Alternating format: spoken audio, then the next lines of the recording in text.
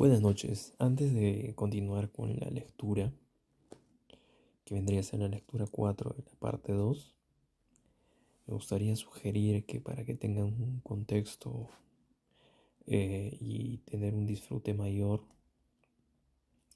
investiguen más acerca de la etapa de Francia desde la Revolución Francesa y Napoleón y la posteridad, ¿no? Porque el libro estructura gran parte de la narrativa en este escenario, ¿no? En esta etapa de Francia. Bueno, 11. Mal guía para Napoleón, buen guía para Bülow. Es conocida la dolorosa confusión de Napoleón. Espera a Grouchy y aparece Blücher, la muerte en vez de la vida. Hay en el destino giros así. Te esperabas el trono del mundo y divisas Santa Elena.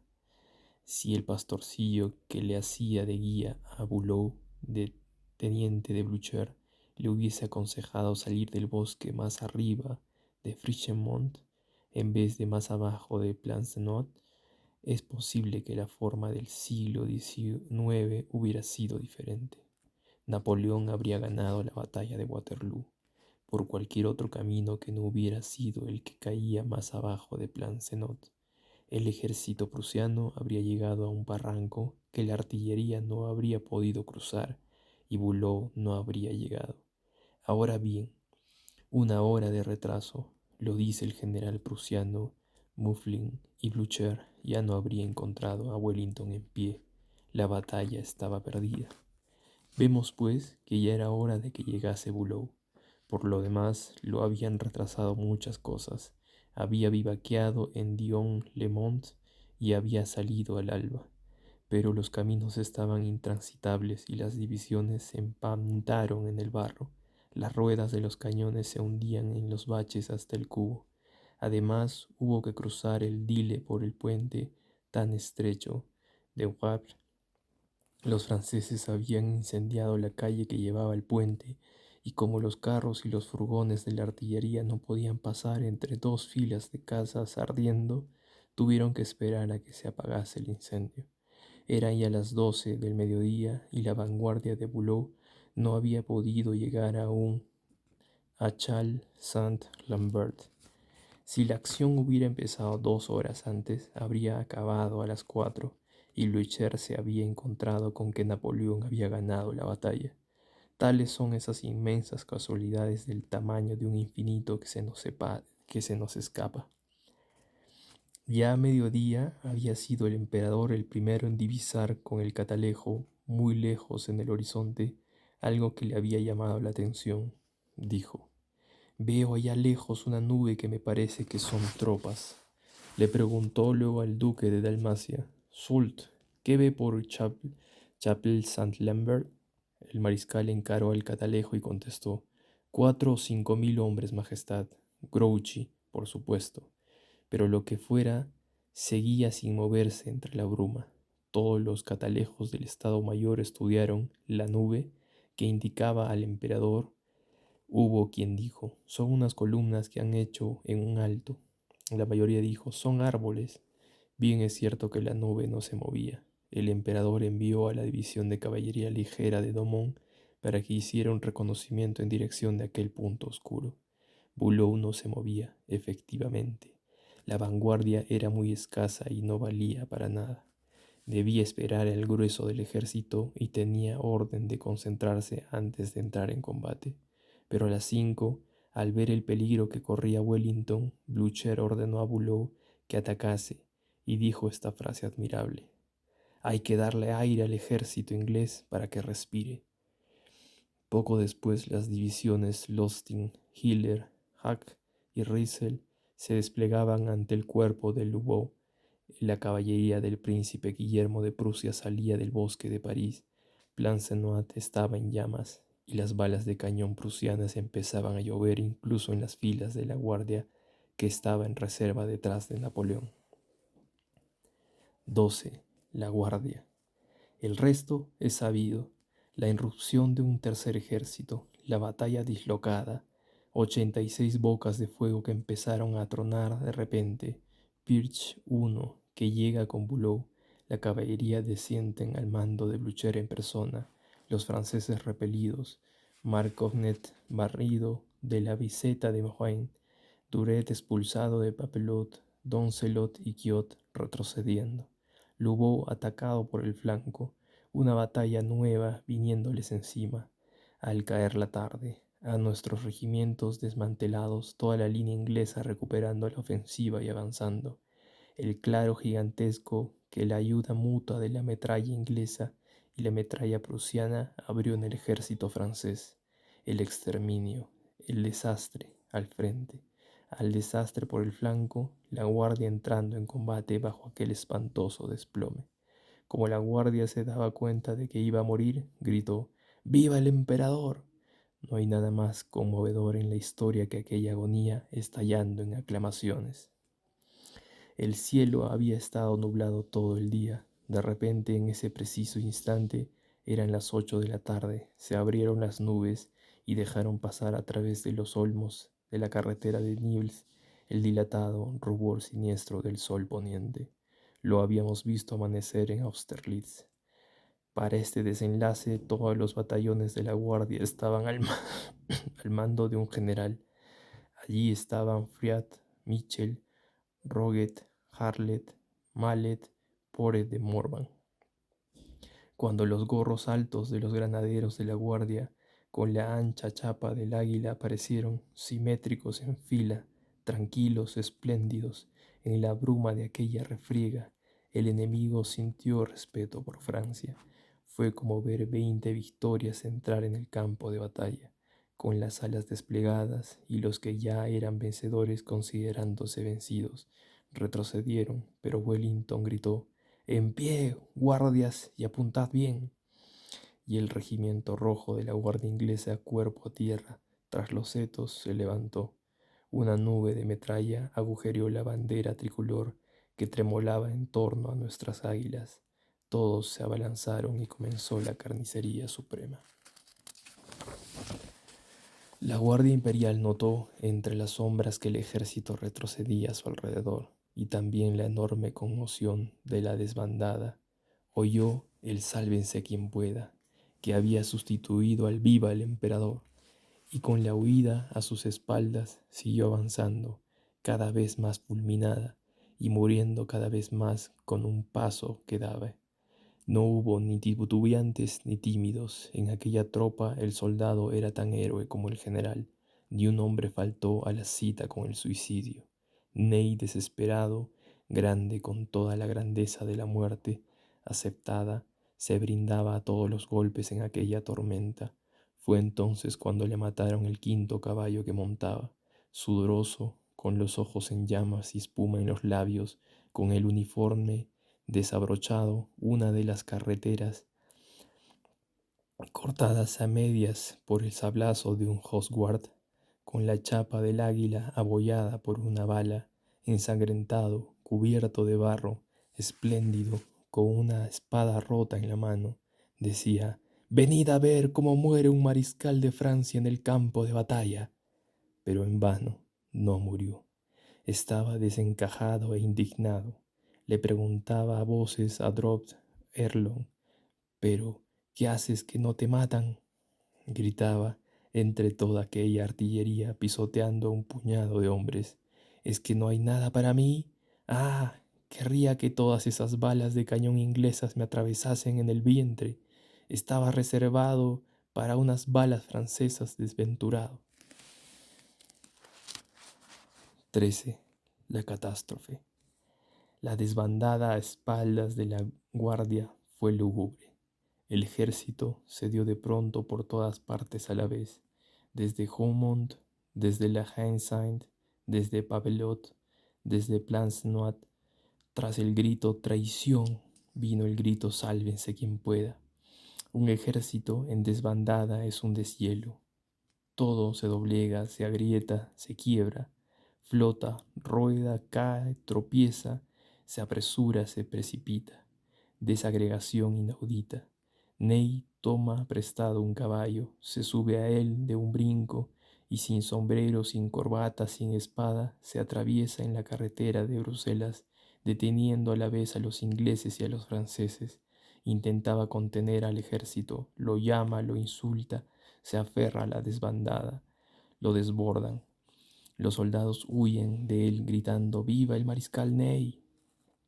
Dos regimientos de Murat van y vienen, espantados, como traídos y llevados de los sables de los ulanos a los disparos de las brigadas de Kempt, de Best, de Pack y de Rhineland. La desbandada es la peor de las refriegas. Los amigos se matan entre sí para huir. Los escuadrones y los batallones se rompen y se dispersan, chocan unos con otros. Espuma gigantesca de la batalla. A Lobau en un extremo y a Reil en otro los arrolla la oleada. En vano alza Napoleón murallas con lo que le queda en la guardia. En vano dilapida en un último esfuerzo a sus escuadrones de servicio. Quiote retrocede ante Vivian, Kellerman ante Vandeleur, Lobau ante Bulow, Morant ante Pirch, Domon y Surbeck ante el príncipe Guillermo de Prusia. Couillon, que condujo a la carga a los escuadrones del emperador, cae a los pies de los dragones ingleses. Napoleón galopa a lo largo de las filas de los que huyen, los arenga, los intima, los amenaza, los suplica. Todas las bocas que gritan por la mañana «¡Viva el emperador!» ahora se quedan abiertas, antes si lo reconocen. Apenas si lo reconocen. La caballería prusiana, recién llegada, se abalanza, vuela, hiere con el sable, hiende, corta, mata y extermina. Los tiros de caballos corren a toda prisa, los cañones huyen, los soldados del tren de artillería desenganchan los carros de municiones y cogen los caballos para escapar. Hay furgones volcados, con las 4 ruedas al aire, que cortan la carretera y dan lugar a matanzas.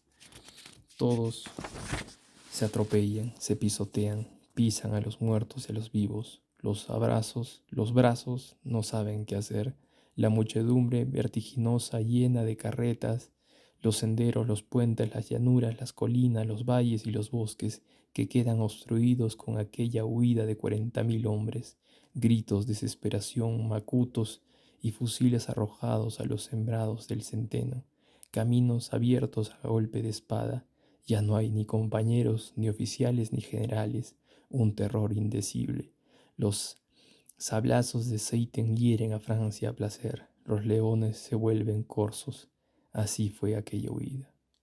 En Genappe intentaron revolverse, hacer frente, poner coto. Lobau reunió a 300 hombres. Alzaron una barricada a la entrada del pueblo, pero con la primera descarga de metralla prusiana todos reaunaron la huida y Lobau cayó prisionero.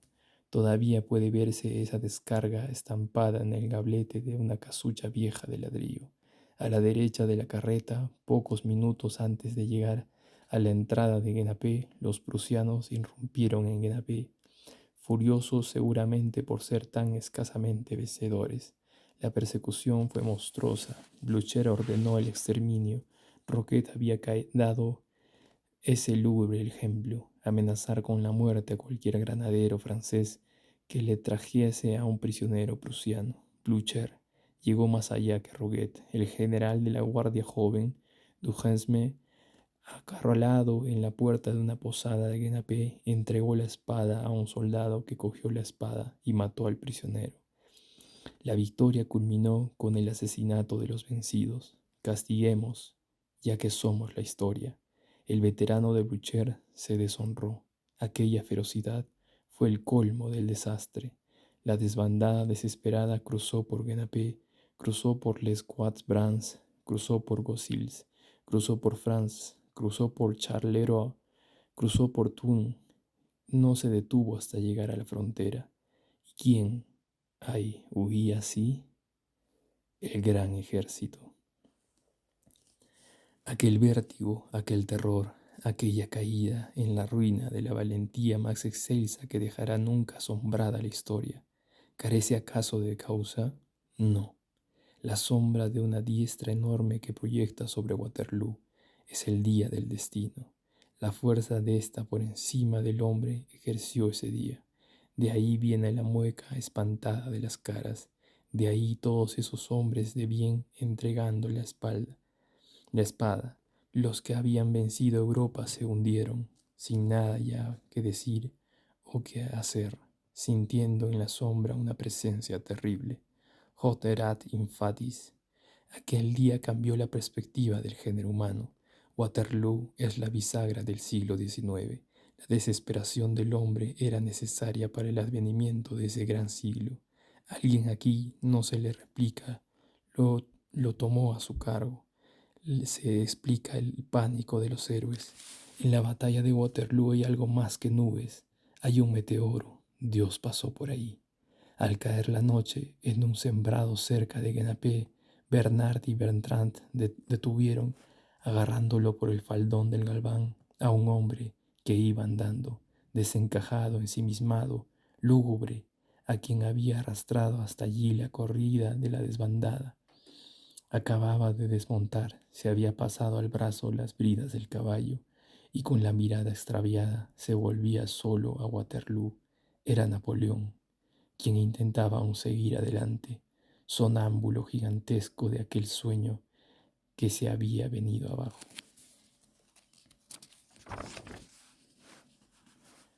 14. El último cuadro. Algunos cuadros de la guardia, inmóviles en medio de la corriente de la derrota como rocas en el agua que fluye, aguantaron hasta la noche. Llegaba la noche y la muerte también.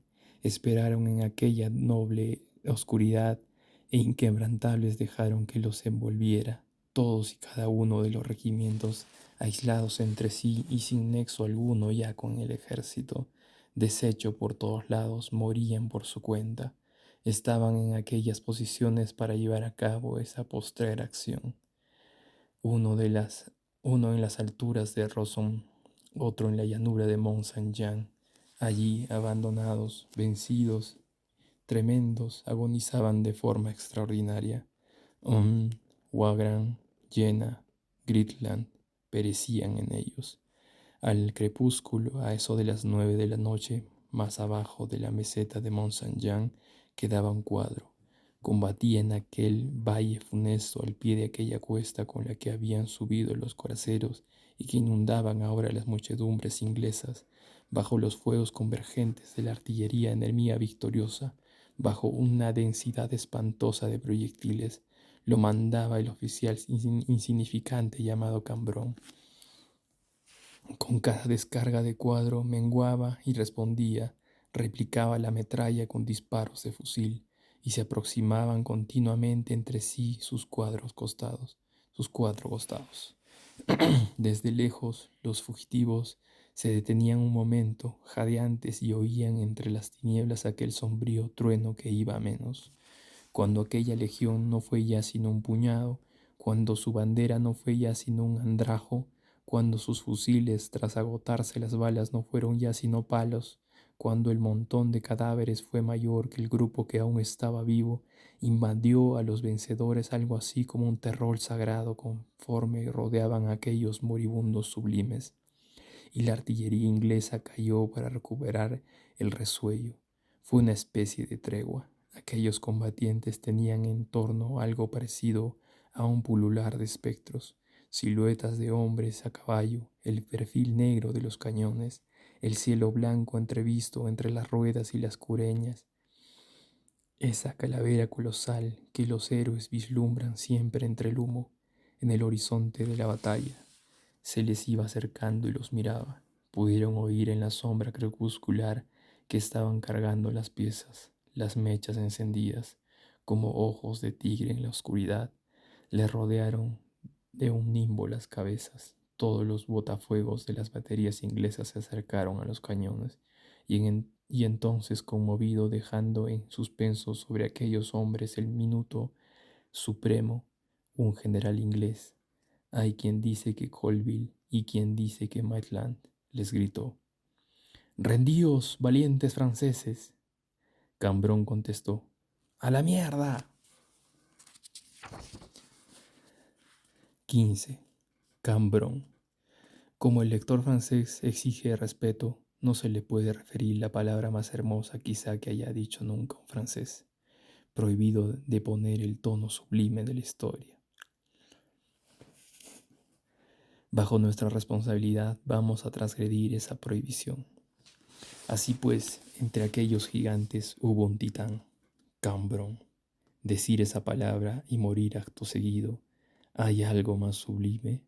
Porque querer morir es morir, y si ese hombre, herido de metralla, sobrevivió, no fue culpa suya. Y el hombre que ganó la batalla de Waterloo no fue Napoleón con su ejército en desbandada, no fue Wellington retrocediendo a las 4 y desesperado a las 5, no fue Blücher quien no llegó a combatir. El hombre que ganó la batalla de Waterloo fue Cambronne. Fulminar con una palabra así ese trueno que te mata, eso es vencer.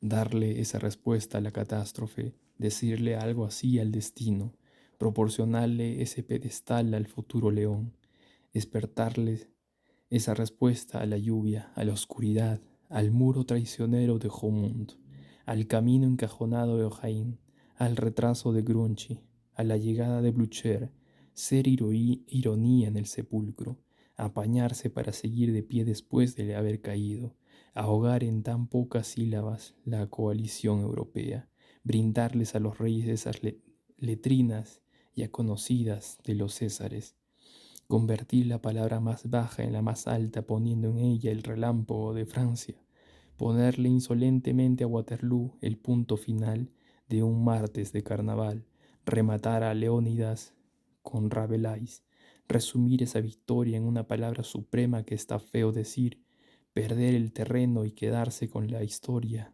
después de carnicería tal, poner de parte de uno a los risueños, eso es algo inmenso. Es el insulto al rayo, es del orden de la grandeza de Esquilo.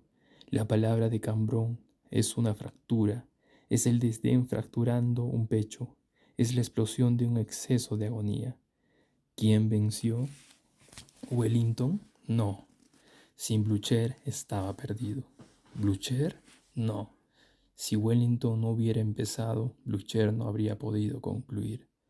Ese Cambrón, ese transeúnte de última hora, ese soldado de quien nadie sabía nada, ese infinitamente pequeño de la guerra, nota que hay en esto una mentira dentro de una catástrofe, una duplicación dolorosa. En el momento en que va a reventar de rabia, le hacen esa oferta irrisoria, la vida. ¿Cómo no iba a saltar? Ahí están todos los reyes de Europa, los generales afortunados, los Júpiter tonantes, tienen 100.000 soldados victoriosos, y detrás de estos 100.000, 1.000.000, sus cañones están con la mecha encendida y la boca abierta. Tienen bajo el talón a la Guardia Imperial y al gran ejército. Acaban de aplastar a Napoleón y ya solo queda Cambronne. Solo queda esa lombriz para protestar, pues protestará. Entonces busca una palabra como quien busca una espada. Le sube por dentro una espuma y esa espuma es la palabra. Ante esa victoria prodigiosa y mediocre, ante esa victoria sin victoriosos, aquel desesperado se yergue, padece aquella enormidad, pero comprueba que es la nada, y hace algo más que escupirle, y agobiándolo el número, la fuerza y la materia, encuentra una forma de expresar el alma, el excremento. Repetimos que decir eso, hacer eso, dar con eso es ser el vencedor. El espíritu de los días grandes entró en aquel hombre desconocido en aquel minuto fatídico. Cambronne da con la palabra de Waterloo como Roguet de Isle dio con la marsellesa. Lo visitó el aliento de allá arriba. El eflujo del huracán divino se desprende y pasa por entre esos hombres, y ellos se sobresaltan, y uno de ellos canta el canto supremo, y el otro lanza el grito tremendo. Esa palabra del desdén titánico, Cambronne no se espeta solo Europa en nombre del imperio, eso sería poca cosa. Se la espeta al pasado en nombre de la revolución. Al oírla, reconocemos en Cambronne el alma antigua de los gigantes. Es como si hablase Danton o rugiera Kleber. A la palabra de Crambrón, la voz inglesa respondió: ¡Fuego! Las baterías flamearon, la colina se estremeció, de todas aquellas bocas de bronce salió un último vómito de metralla, espantoso. Pasó una humareda dilatada que la luna al salir blanqueaba levemente, y cuando se disipó el humo ya no quedaba nada. Ya estaba aniquilado aquel resto formidable. La guardia había muerto. Las 4 paredes del reducto de carne y hueso estaban caídas. Apenas si se vislumbraba aún acá y allá entre los cadáveres un estremecimiento, y así fue como las legiones francesas, más grandes que las legiones romanas, expiraron en Mont-Saint-Jean, sobre la tierra húmeda de lluvia y sangre, entre los trigos oscuros en ese sitio por el que pasa ahora a las 4 de la mañana, silbando y fustigando alegremente el caballo Joseph, quien tiene a su cargo el servicio de la silla de posta de Nibbles.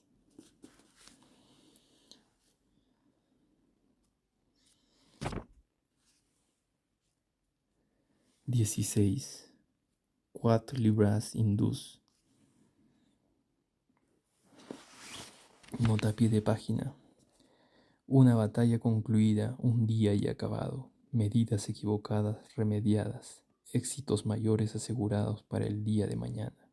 Todo se perdió por un momento de terror, pánico. Napoleón, Dictes de Saint-Helene. Nota del autor. La batalla de Waterloo es un enigma, tan poco clara para quienes la ganaron como para quien la perdió. Para Napoleón se debió al pánico. Blücher no ve nada, Wellington no entiende nada. Véanse los informes, los boletines son confusos y los comentarios liosos. Unos balbucean, otros tartamudean. Jomini divide la batalla de Waterloo en 4 momentos. Mullin la parte en 3 peripecias. Carras, aunque en algunos puntos no coincidamos con él, es el único que captó, con su perspicacia tan capaz, las líneas básicas que caracterizan esa catástrofe de la genialidad humana enfrentada al azar divino. Todos los demás historiadores están deslumbrados hasta cierto punto, y en ese deslumbramiento van a tientas. Día fulgurante, desde luego. Se desploma la monarquía militar, que para mayor asombro de todos los soberanos, arrastró a todos los reinos, desplome de la fuerza desbandada de la guerra. En ese acontecimiento que lleva la impronta de una necesidad sobrehumana, poco tienen que ver los hombres. ¿Quitarles Waterloo a Wellington y a Blücher es quitarles algo de Inglaterra y Alemania? No. Ni esa ilustre Inglaterra ni esa augusta Alemania quedan en entredicho en el problema de Waterloo. Gracias al cielo, los países son grandes más allá de las lúgubres aventuras de la espada. Ni Alemania, ni Inglaterra, ni Francia caben en una vaina. En estos tiempos en que Waterloo no es ya sino un entrecochar de sables, por encima de Blücher, Alemania tiene a Goethe, y por encima de Wellington, Inglaterra tiene a Byron.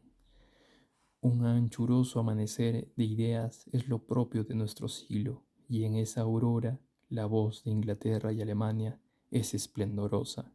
Son majestuosos porque piensan. El altísimo nivel que aportan a la civilización les es intrínseco, emana de ellas y no de un accidente. No es Waterloo el manantial de su creciente grandeza en el siglo XIX. Solo los pueblos bárbaros tienen crecidas subidas desde una victoria.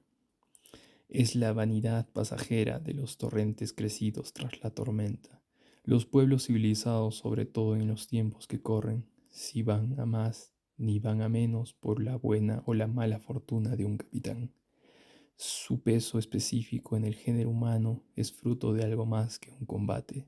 Su honor, a Dios gracias, su dignidad, su luz, su genio, no son número que los héroes y los conquistadores puedan jugarse en la lotería de las batallas. Con frecuencia una batalla perdida es un proceso conquistado. Menos gloria, más libertad. El tambor calla y la razón toma la palabra. Es el juego de quien pierde gana. Hablemos, pues, fríamente de Waterloo por ambos lados. Demos al azar lo que es del azar y a Dios lo que es de Dios. ¿Qué es Waterloo? ¿Una victoria? No, una quina. Quina que ganó Europa y pagó Francia. No puede decirse que mereciera la pena poner fin ahí un león. Waterloo es, por lo demás, el más extraño encuentro que darse puede en la historia. Napoleón y Wellington no son enemigos, son contrarios. Nunca Dios, que gusta de la antítesis, creó un contraste más sobrecogedor ni una confrontación más extraordinaria.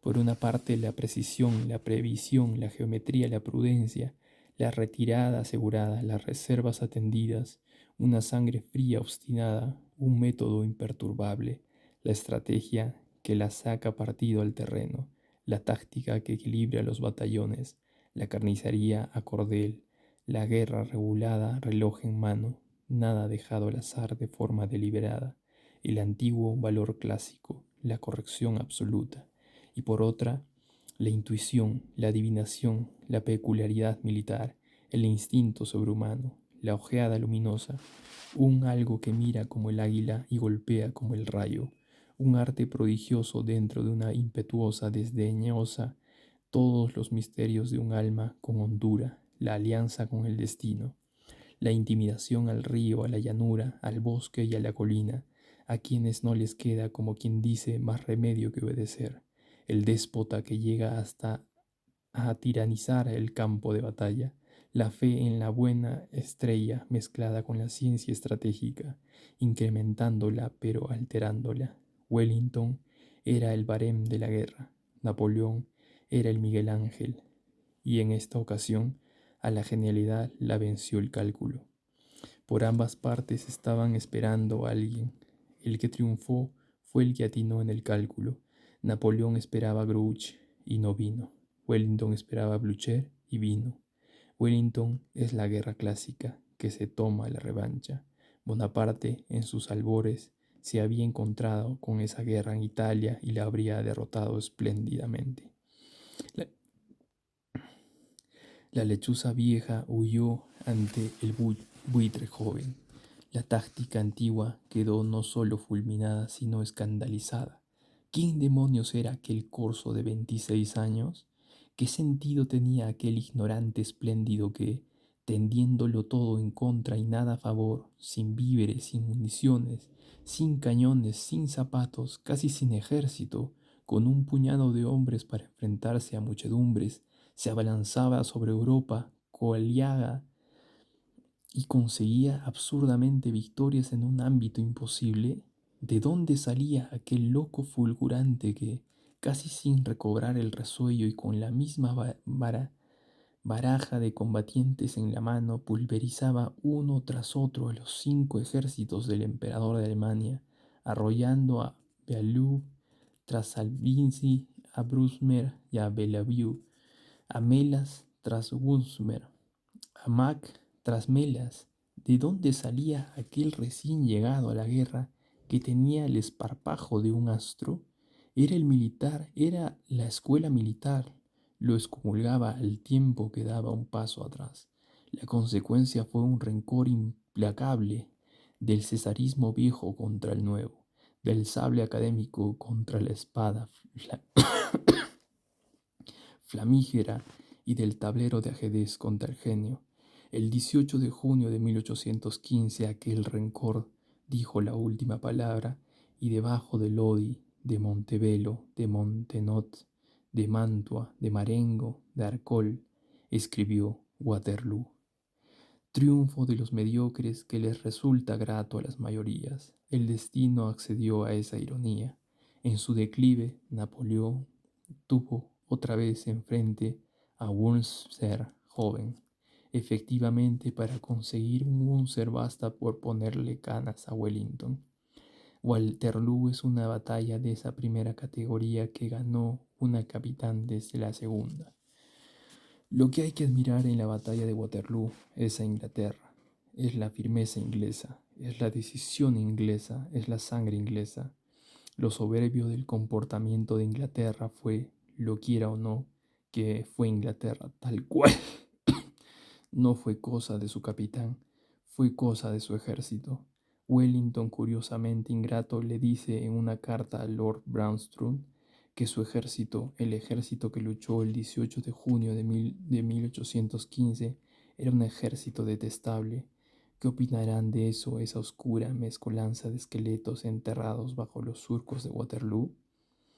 Inglaterra fue demasiado modesta en lo referido a Wellington. Darle tanta estatura a Wellington es rebajarla de Inglaterra. Wellington no es sino un héroe como tantos otros. Esos escoceses grises, esos horse guards, esos regimientos de Maitland y de Mitchell, esa infantería de Pack y de Kempt, esa caballería de Ponsonby y de Somerset, esos Highlanders que tocaban la gaita escocesa, esos batallones de Ryland, esos reclutas recién llegados que apenas si sabían manejar el mosquete y les plantaban cara a los veteranos de Isling y Rivoli. Eso es lo grande. Wellington fue tenaz. En eso consistió su mérito, y no se lo regateamos, pero el más humilde de los soldados de infantería y caballería fue tan resistente como él. El Iron Soldier vale tanto como el Iron Duke. Por lo que a nosotros se refiere, glorificamos por completo al soldado inglés, al ejército inglés, al pueblo inglés. Si hubiera que otorgar un trofeo, a Inglaterra le corresponde. La columna de Waterloo sería más justa si, en vez de la figura de un hombre, encumbrara hasta las nubes la estatua de un pueblo. Pero a esa gran Inglaterra la irritará lo que estamos diciendo aquí. Aún persiste en ella, tras su 1688 y nuestro 1789, la ilusión feudal. Cree en la herencia y en la jerarquía. Ese pueblo al que ningún otro sobrepasa en potencia y gloria, se tiene estima como una nación, no como un pueblo, y como pueblo se subordina de buen grado y confunde a un lord con un dirigente. Cuando es workman, deja que lo desdeñen; cuando es soldado, deja que le den palos. Recordemos que en la batalla de Inkerman, a un sargento que, por lo visto, había salvado al ejército, no lo pudo mencionar Lord Raglan porque la jerarquía militar inglesa no permitía citar en una parte a ningún héroe que esté por debajo del grado de oficial. Lo que admiramos por encima de todo en un enfrentamiento como el de Waterloo es la prodigiosa habilidad del azar. Lluvia nocturna, tapia de Honmont, camino encajonado de Ohain, Bruchi que no oye el cañón, guía de Napoleón que lo engaña, guía de Boulogne que lo informa bien.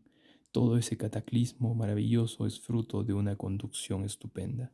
En resumidas cuentas, hay que decirlo, Waterloo fue más que una matanza que una batalla. Waterloo es todas las batallas campales, las de frente más reducido que para tal cantidad de combatientes. Napoleón, 3/4 de legua; Wellington, media legua; 62.000 combatientes por cada lado. De esa densidad vino la carnicería. Se ha dicho el siguiente cálculo y se ha establecido la siguiente proporción. Pérdida de hombres en Austerlitz, el 14% de los franceses, el 35% de los rusos, el 44% de los austriacos; en Wagram, el 13% de los franceses y 14% de los austriacos; en el Moscova, el 37% de los franceses y el 44% de los rusos; en Bautzen, el 13% de los franceses y el 14% de los rusos y prusianos; en Waterloo, el 56% de los franceses y el 31% de los aliados. Total para Waterloo, el 41%, 144.000 combatientes y 60.000 muertos. En el campo de Waterloo reina en la actualidad la tranquilidad propia de la tierra, soporte impasible del hombre, y se parece a todas las llanuras. No obstante, por las noches se desprende en él algo parecido a una bruma visionaria, y si algún viajero pasa por allí, si mira, si escucha, si sueña como Virgilio en las funestas llanuras de Filipos, se adueña de él la alucinación de la catástrofe. El espantoso 18 de junio renace, se esfuma, la falsa colina monumental, ese león tan vulgar desaparece. El campo de batalla recobra la realidad. Unas líneas de infantería ondulan en la llanura. Unas galopadas frenéticas cruzan por el horizonte. El espectador pensativo, con asustado asombro, ve el relámpago de los sables, las chispas de las bayonetas, el flamear de las bombas, el cruce monstruoso de truenos. Oye, igual que un estertor en los hombros de una tumba, el clamor inconcreto de la batalla fantasmal. Esas sombras son los granaderos, esos resplandores son los coraceros, ese esqueleto es Napoleón. Ese esqueleto es Wellington. Todo eso dejó ya de existir, pero sigue chocando y combatiendo. Y los barrancos se tiñen de rojo, y los árboles tiritan, y la furia hasta en las nubes, y en las tinieblas todas esas elevaciones hoscas, Mont Saint-Jean, Hougomont, Finchemont, Papelotte, Plancenoit, parecen que las coronan unos confusos torbellinos de espectros que se terminan mutuamente.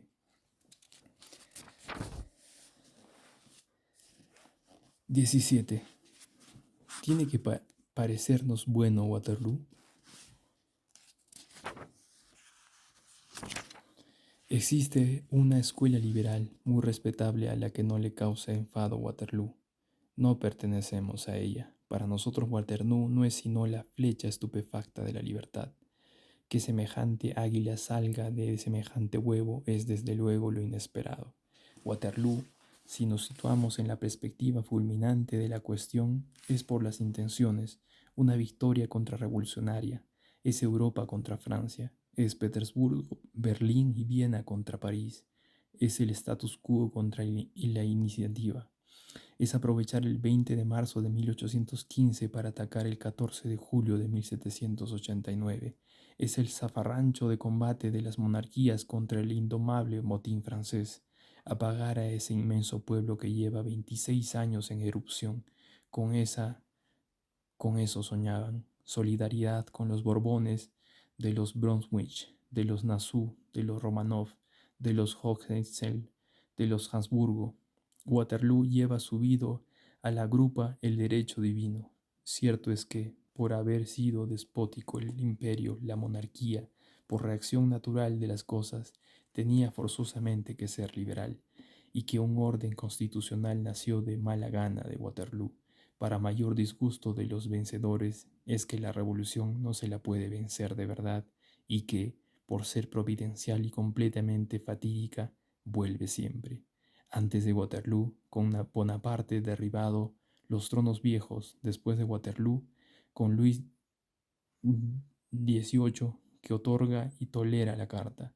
Bonaparte puso a un postillón en el trono de Nápoles y a un sargento en el trono de Suecia, utilizando la desigualdad para demostrar la igualdad. Luis XVIII en San Juan refrenda la Declaración de los Derechos del Hombre.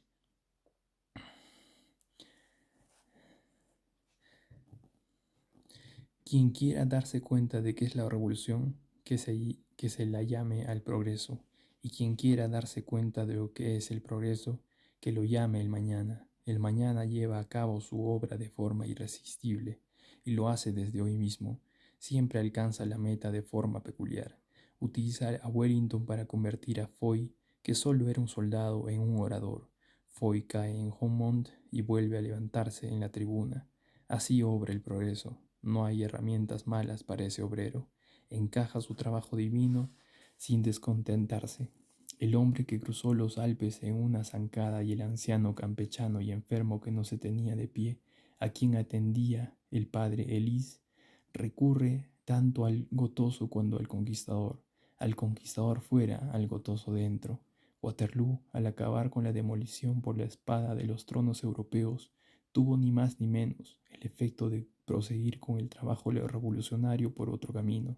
Se acabaron los que manejaban el sable, ahora les toca a los pensadores. Ese siglo que Waterloo pretendía detener le pasó por encima y siguió adelante. A aquella victoria siniestra la venció la libertad. En resumidas cuentas, Es innegable que lo que triunfaba en Waterloo, lo que sonreía detrás de Wellington, lo que le traía todos los bastones de mariscal de Europa, incluido a lo que dicen el bastón de mariscal de Francia, lo que rodaba jubilosamente en las carretillas de tierra repleta de huesos para alzar el túmulo de León, lo que escribió triunfalmente en el pedestal la siguiente fecha, 18 de junio de 1815, lo que daba ánimos a Blücher cuando perseguía a sablazos la desbandada, lo que desde lo alto de la meseta de Mont Saint-Jean se inclinaba hacia Francia como si fuera una presea, una presa, era la contrarrevolución. La contrarrevolución era la que se susurraba esta palabra infame, desmembramiento. Al llegar a París, vio el cráter de cerca, notó que aquella ceniza le quemaba los pies y rectificó. Regresó al tartamudeo de una carta. No veamos en Waterloo sino lo que hay en Waterloo. Intenciones de libertad, ninguna. La contrarrevolución era liberal involuntariamente, de la misma forma que, por un fenómeno equivalente, Napoleón era revolucionario involuntariamente. El 18 de junio de 1815 tiraron del caballo al jinete de Robespierre. 18. Recrudescencia del derecho divino. Fin de la dictadura. Se vino abajo todo un sistema europeo. El imperio se desplomó entre unas sombras que se aparecen a las del imperio romano moribundo. Volvieron a vislumbrarse abismos, como en tiempos de los bárbaros. Pero la barbarie de 1815, a la que hay que llamar con su nombre de andar por casa, la contrarrevolución, era corta de aliento, perdió fuelle enseguida y se quedó a medias. Reconozcamos que hubo ojos que lloraron el imperio, ojos heroicos. Si la gloria reside en la espada que se convierte en cetro, entonces el imperio fue la mismísima gloria. Expandió por la tierra toda la luz que la tiranía pudo emitir.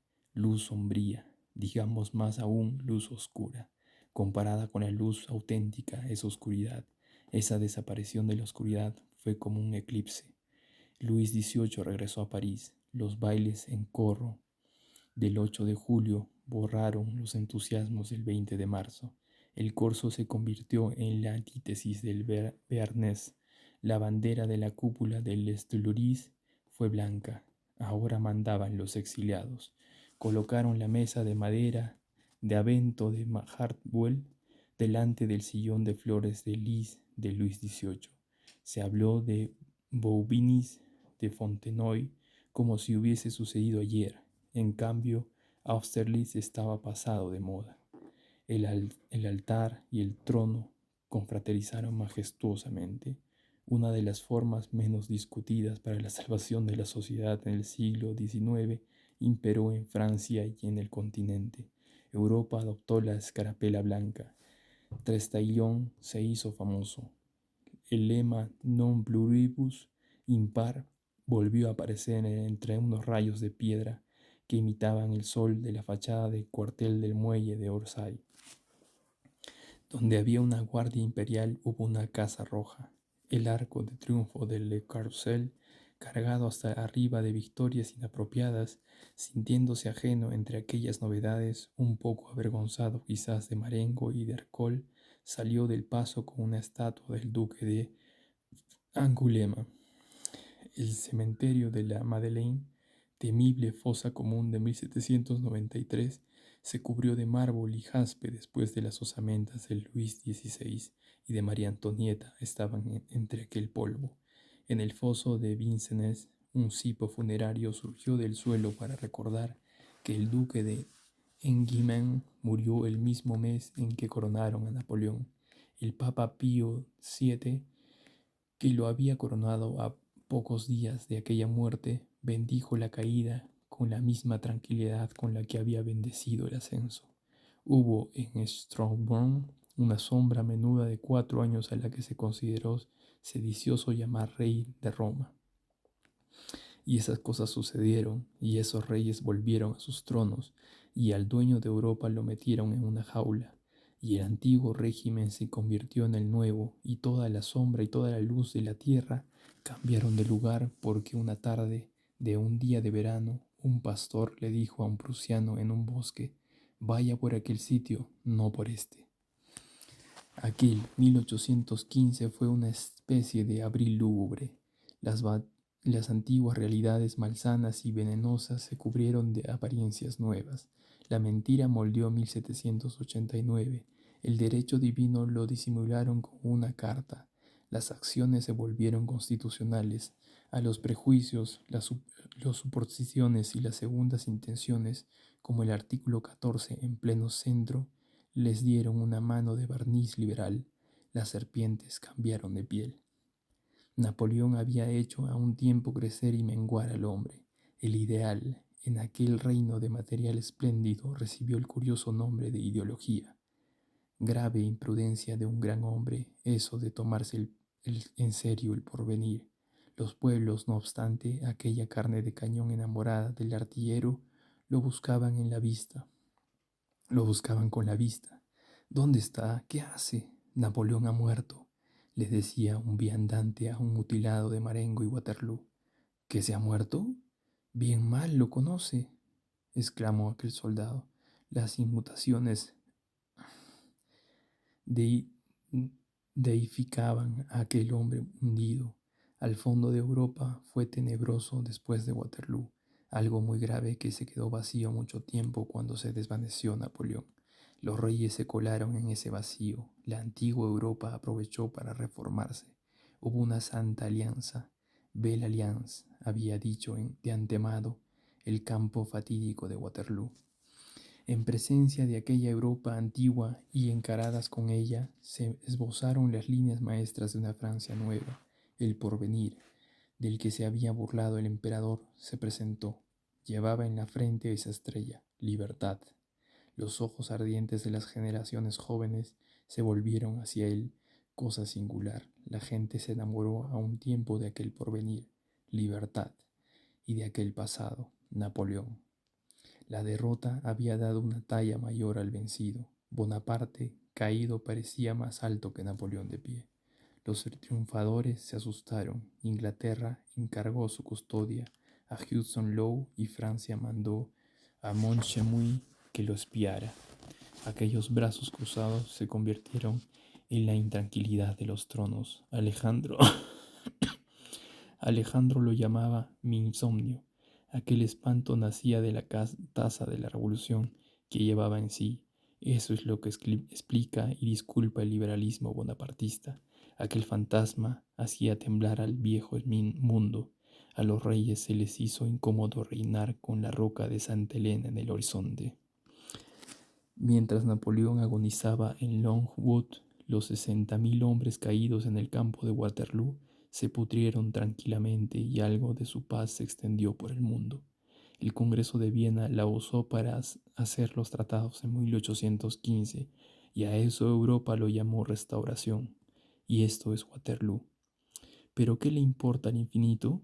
Toda aquella tormenta, toda aquella nube, toda aquella guerra y luego aquella paz, toda aquella sombra, no alteró ni por un momento el resplandor del ojo inmenso para el que un pulgón saltando de brizna en brizna de hierba es igual que el águila que vuela de campanario en campanario hasta las torres de Notre Dame.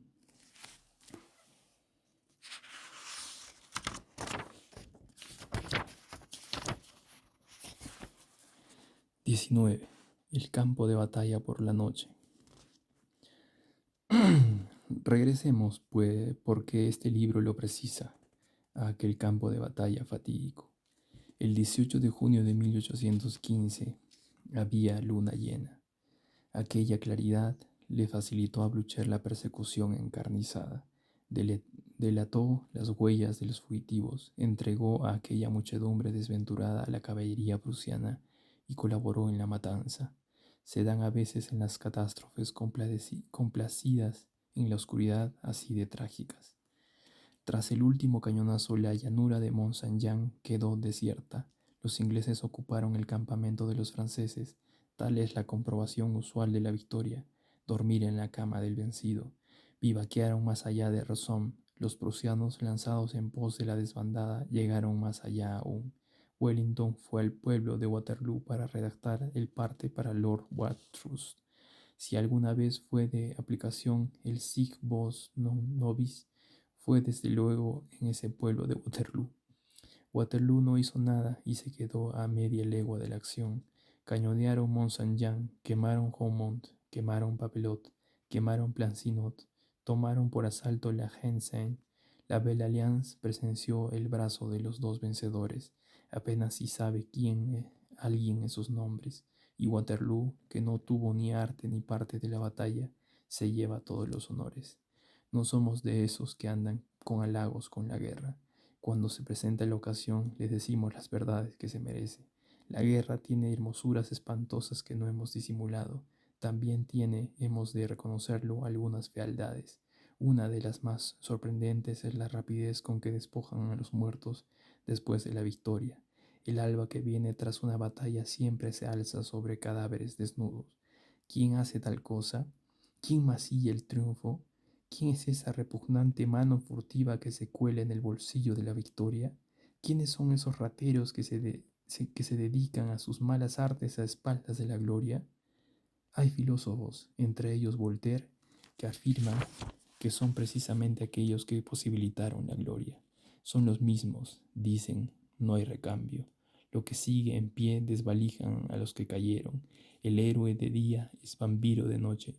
Bien pensado, uno está en su derecho cuando saquea más o menos un cadáver del que es autor. Nosotros creemos que no. Cosechar laureles y robarle los zapatos a un muerto nos parece imposible que sea obra de la misma mano. De lo que no cabe duda es que detrás de los vencedores suelen llegar los ladrones, pero no pongamos en entredicho al soldado, sobre todo al soldado contemporáneo.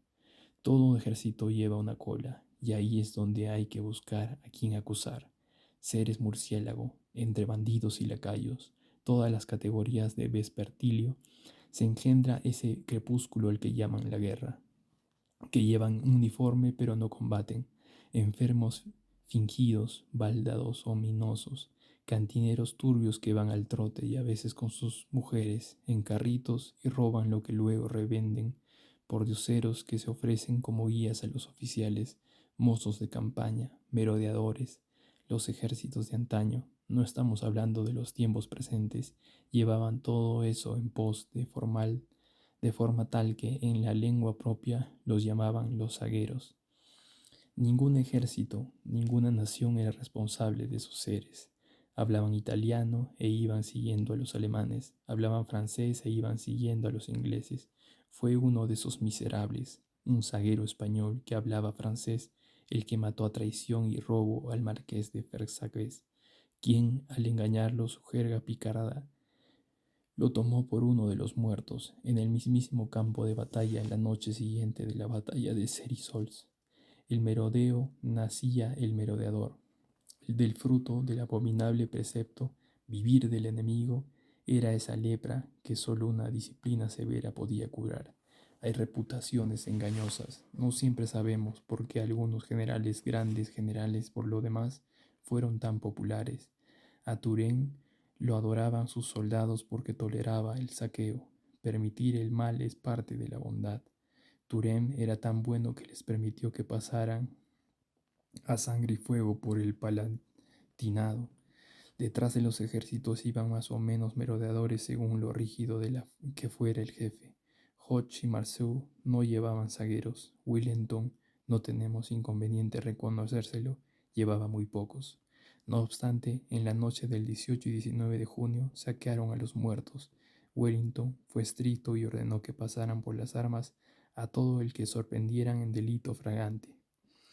Pero la rapiña es tenaz. Los merodeadores robaban en un extremo del campo de batalla mientras los fusilaban en el opuesto. La luna, sobre aquella llanura, tenía una apariencia siniestra. A eso de la medianoche un hombre rondaba, o más bien rectaba, por la zona del camino encajonado de Ohain.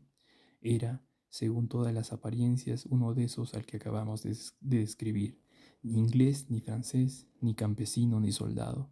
Menos hombre que vampiro, a quien atraía el olor de los muertos, cuya victoria era el robo y que acudía a desvalijar Waterloo. Llevaba un blusón que tenía algo de capote, Era nervioso y audaz, caminaba de frente y miraba hacia atrás. ¿Quién era ese hombre? La noche sabía más de él seguramente que el día. No llevaba ninguna bolsa, pero sí, estaba claro, unos bolsillos amplios por dentro del capote. De vez en cuando se detenía, examinaba la llanura y tenía alrededor como para ver si no lo estaban observando nadie. Se agachaba de golpe, movía en el suelo algo silencioso y quieto, y luego se enderezaba y se apartaba. La forma de escurrirse, las posturas, el ademán rápido y misterioso le daban un parecido con esas larvas crepusculares que encuentran las ruinas y a las que las antiguas leyendas normadas dan el nombre de los ambulantes. Hay algunas aves zancudas nocturnas que muestran siluetas así en los pantanos. Si alguien hubiera azuzado la mirada por entre aquella bruma, se habría fijado, a poca distancia, detenido y como oculto detrás de la casucha que estaba al borde de la calzada de Nivelles, en el recodo de la carretera entre Mont-Saint-Jean y Braine-l'Alleud, uno a modo de furgón pequeño de vivadero techado, con mimbres embreados, que llevaba enganchado un caballejo hambriento que pasía las ortigas a través del bocado, y en el furgón una mujer sentada encima de unos baúles y unos paquetes. Era posible que existiera una Era posible que existiera una relación entre aquel furgón y aquel merodeador. Había una oscura serena. Había una oscuridad serena, ni una nube en el cenit. Poca importaba que la tierra esté roja, la luna sigue siendo blanca. Tal es la indiferencia del cielo en los prados, ramas de árbol que había tronchado la metralla, pero que no se había caído y aún sujetaba la corteza.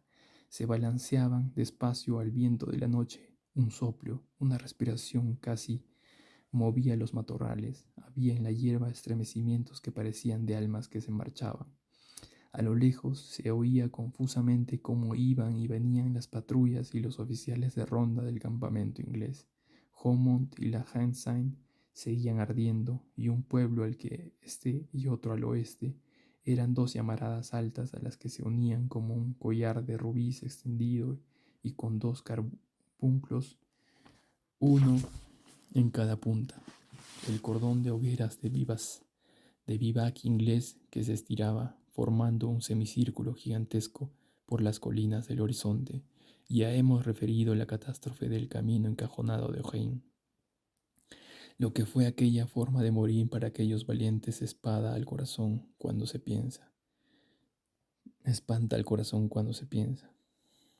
Si hay algo horroroso, si existe en realidad que va más allá del sueño, es esta: vivir, ver el sol, hallarse en plena posesión de la fuerza viril, tener salud y alegría, reír valientemente, correr hacia la gloria que tienes por delante, deslumbradora, notarse en el pecho unos pulmones que respiran, un corazón que late, una voluntad que razona, hablar, pensar, tener esperanza, amar, tener una madre, tener una mujer, tener hijos, tener la luz y de repente, en lo que dura un grito, en menos de un minuto desplomarse en un abismo, caer, rodar, estrellarse, que te aplasten, ver espigas de trigo, flores, hojas, ramas, no poder agarrarse a nada, sentir que no te sirve el sable para nada, tener hombres debajo, caballos encima, revolverse en vano, que te quiebren los huesos una cosa en las tinieblas, notar que un talón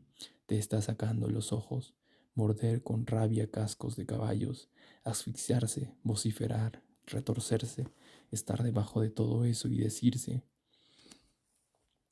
hace un momento estaba vivo.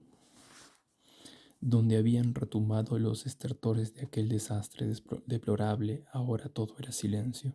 El espacio del camino encajonado estaba repleto de caballos y de jinetes en un apilamiento intrincado. Maraña tremenda. Ya no había talud. Los cadáveres ponían el camino a nivel de la carretera y llegaba hasta el borde igual que una medida de cebada bien colmada. Un montón de muertos en la parte de arriba, un río de sangre en la parte de abajo. Así era aquel camino en la noche de julio de 1815.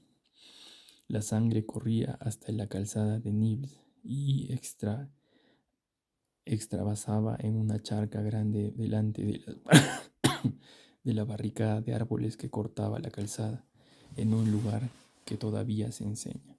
Esta, como recordemos, es el extremo opuesto por la zona de la carretera de Guenapé, donde se habían desplomado los coraceros. El grosor del montón de cadáveres era proporcional a la profundidad del camino encajonado. En el centro, donde se volvía plana, por donde había pasado la división de Lord, la capa de muertos era más delgada. El merodeador nocturno que acabamos de hacer, en el que el lector vislumbre, se encaminaba hacia ese lugar, husmeaba en aquella tumba inmensa, miraba, les pasaba a saber qué repulsiva revista a los muertos, andaba pisando sangre. De pronto se detuvo. A pocos pasos en el camino encajonado, en el punto en que terminaba el montón de muertos, de debajo de aquella acumulación de hombres y de caballos salía una mano abierta que iluminaba la luna. Esa mano tenía algo brillante en el dedo, un anillo de oro. El hombre se agachó, estuvo un ratito en cuclillas y al levantarse ya no había en aquella mano anillo alguno.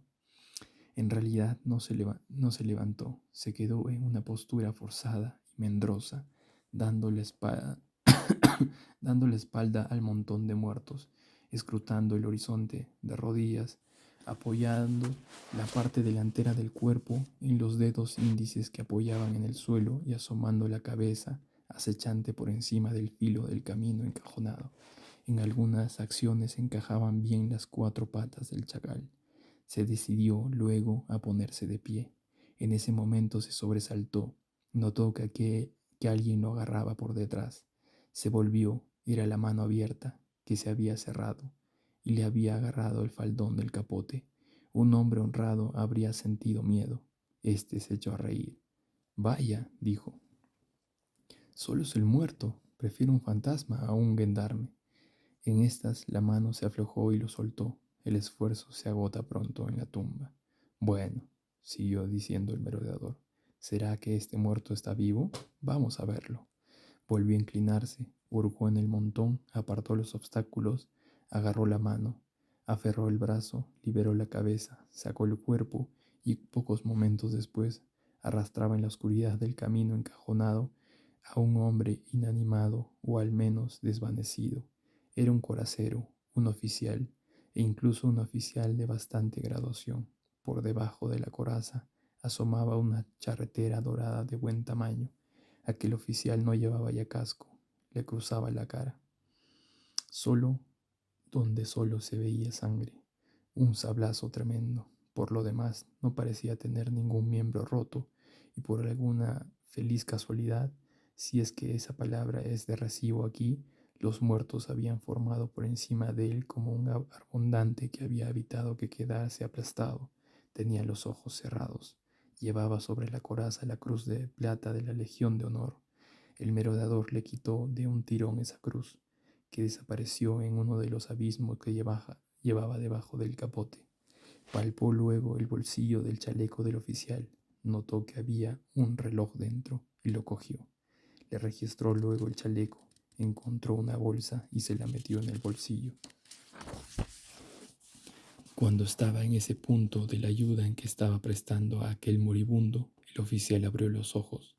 Gracias, dijo con voz débil. Los movimientos bruscos del hombre que lo zarandeaba, el relente de la noche, el aire que respiraba libremente lo habían sacado del letargo. El merodeador no respondió. Alzó la cabeza. Se oía ruido de pasos en la llanura.